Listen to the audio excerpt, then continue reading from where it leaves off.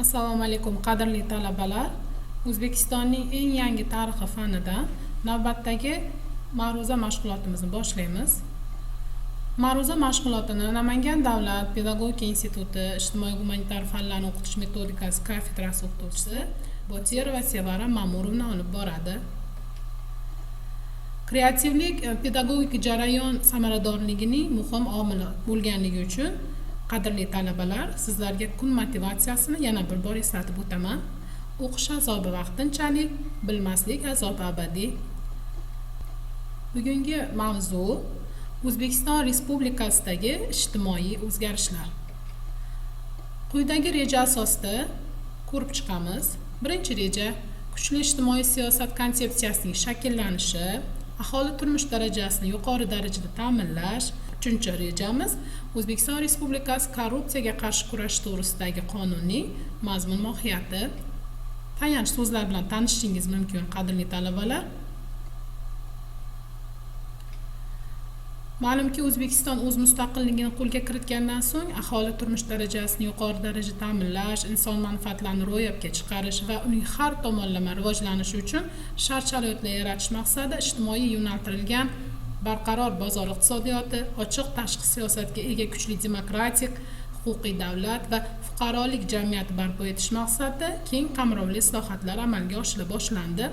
Respublikada e'tibor bersangiz, respublikada ijtimoiy siyosatning o'ziga xos xususiyatlari mavjud bo'lib, ular quyidagilardan iborat. Ijtimoiy siyosatni o'tkazishi davlatning boshqarish funksiyasi egaligi, ijtimoiy islohotlarning bosqichma-bosqichligi, aholining yashash darajasini keskin tushib ketishiga yo'l qo'ymaslik, mahalliy o'zini o'zi boshqarish idoralari mahallalar orqali aholiga aniq manzilli ijtimoiy yordam ko'rsatish, ijtimoiy islohotlarning iqtisodiy va huquqiy asoslarini yaratish.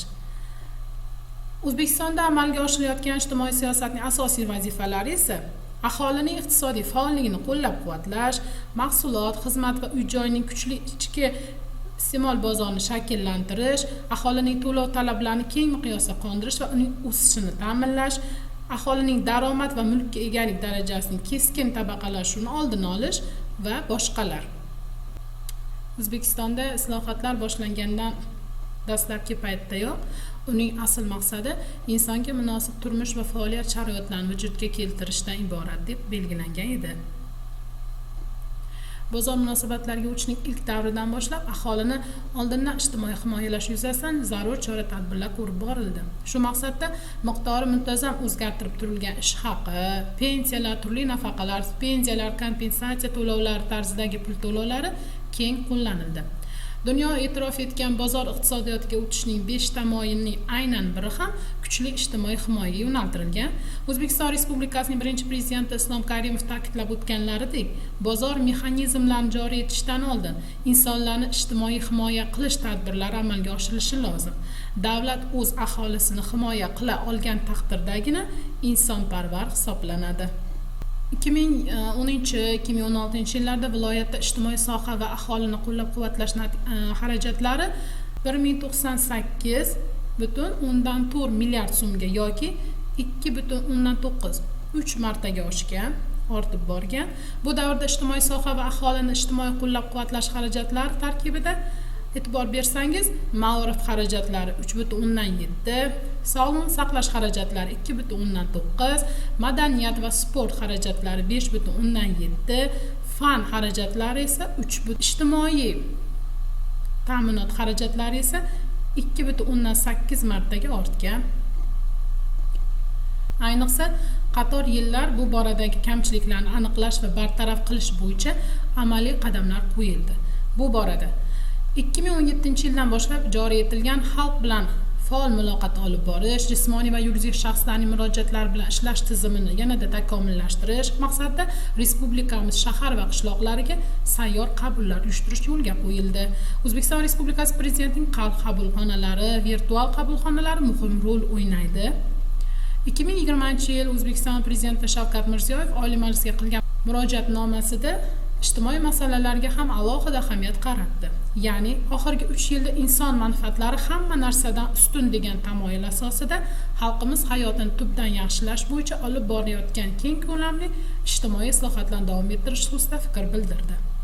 Aholi ijtimoiy himoyasi va sog'liqni saqlash tizimini takomillashtirish bo'yicha ham ko'p ish qilindi. Xususan, O'zbekiston Respublikasi Prezidentining shoshilinch tibbiy yordamni yanada takomillashtirish chora-tadbirlari to'g'risida, uy-joy kommunal xizmat ko'rsatish tizimini boshqarishni yanada takomillashtirish chora-tadbirlari to'g'risida, O'zbekiston Respublikasi Vazirlar Mahkamasi huzurida ichimlik suvidan foydalanishni nazorat qilish davlat inspeksiyasini tashkil etish to'g'risida, ekologiya va atrof muhitni muhofaza qilish sohasida davlat boshqaruv tizimini takomillashtirish to'g'risida, davlat veterinariya xizmati boshqaruvini tizimini tubdan takomillashtirish chora-tadbirlari to'g'risida va boshqa farmonlari qabul qilindi.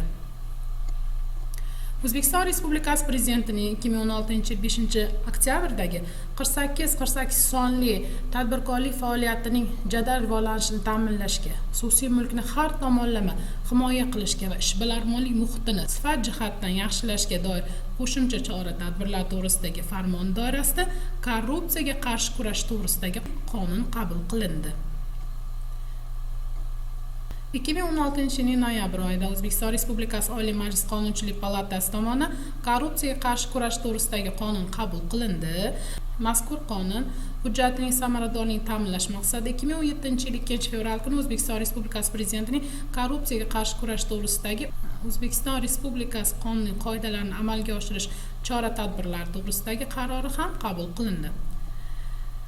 Salbiy illatga barham berilmas ekan, iqtisodiyotni rivojlantirish, mamlakatda sog'lom raqobat muhitini shakllantirish, chet el investitsiyalarini mamlakat iqtisodiyotiga jalb etish hamda davlatimizda o'rta sinfni shakllantirish nihoyatda og'ir kechadi.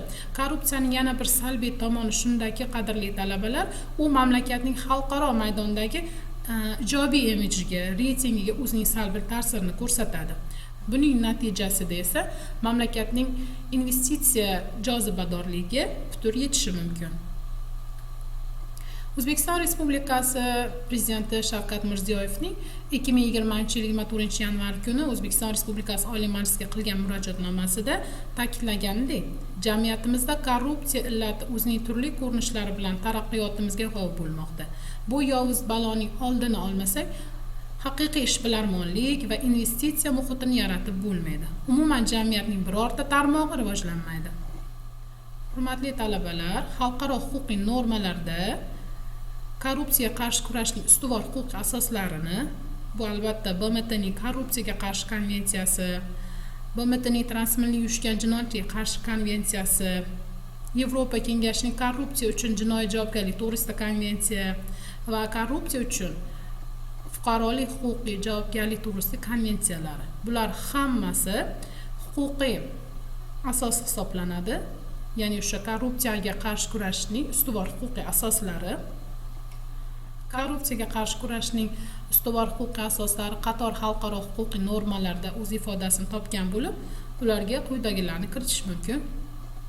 2020-yil 29-iyundagi O'zbekiston Prezidentining 60-13 sonli farmonini 2003-yil 31-oktyabrda qabul qilingan BMTning korrupsiyaga qarshi konvensiyasini, 2000-yil 15-noyabrda qabul qilingan BMTning transmilliy uyushgan jinoyatga qarshi konvensiyasini, 1999-yil 27-yanvardagi korrupsiya uchun jinoiy javobgarlik to'g'risidagi konvensiya Yevropa Kengashining va 1999-yil 4-noyabrdagi korrupsiya uchun fuqarolik huquqiy javobgarlik to'g'risidagi konvensiyani. Olib borilayotgan islohotlarni amaliy hayotga tatbiq etish maqsadida 2020-yil 4-fevralda Oliy Majlisning inson huquqlari bo'yicha vakili, ya'ni ombudsman tomonidan korrupsiyaga qarshi kurash bo'yicha idoraviy chora-tadbirlar dasturi tasdiqlangan bo'lib, fuqarolar va yuridik shaxslar vakillari tomonidan korrupsiya haqida xabar berish mexanizmlari joriy etilganligi ahamiyatlidir. Ombudsmanning 1096 ishonch telefoni va virtual qabulxonasi faoliyat yuritmoqda. Demak, xulosa qilib aytganda, mamlakatimizda amalga oshirilayotgan tub demokratik islohotlar ijtimoiy yo'naltirilgan bozor iqtisodiyotiga asoslangan demokratik jamiyat barpo etishga qaratilgan. Buni ijtimoiy sohadagi islohotlarni amalga oshirish orqali ta'minlash mumkin. Chunki har qanday jamiyatning rivojlanganlik darajasi ijtimoiy masalalarning qay darajada hal etilayotganiga bog'liq. Mavzu bo'yicha savollar E'tiboringiz uchun rahmat. Sog' salomat bo'linglar.